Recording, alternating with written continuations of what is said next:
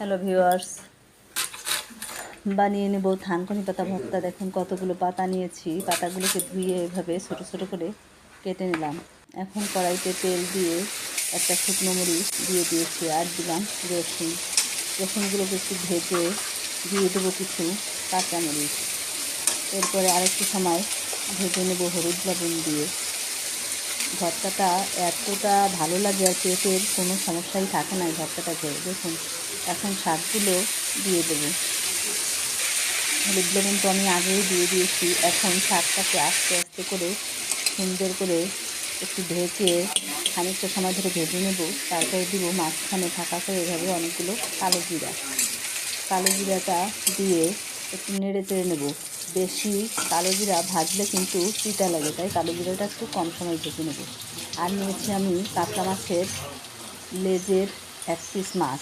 দেখুন মাছটাকে সুন্দর করে ভেজে নিয়েছি।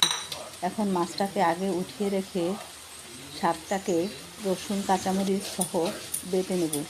আর কিছুটা শাক আমি উঠিয়ে নিয়েছি, কারণ আমার ছেলেটা মাছ খায় না, তাই ওটা মাছ ছাড়াই বেটে নেব। দেখুন শাকটাকে আমি এভাবে বেটে নিয়েছি। এখন এই শাকটাকে নামিয়ে আলাদা যে শাকটা রেখেছিলাম ওই শাকটাও একটু বেটে তুলে রাখবো, যাতে মাছটা না মেশে। এখন এই মাছ ছাড়া শাকটাও একটু বেটে নিয়েছি। তারপরে আমি আগে যে মাছটা রেখেছিলাম ওই মাছটা দিয়ে ওই ভর্তাটার সঙ্গে কাটা বেছে সুন্দর করে এভাবে আরেকবার করে বেটে নেব।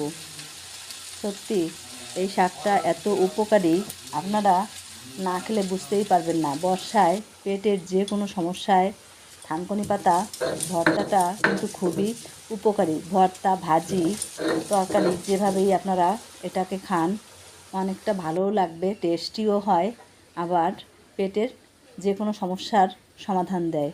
ভালো থাকবেন সকলে, একবার খেয়ে দেখতে পারেন।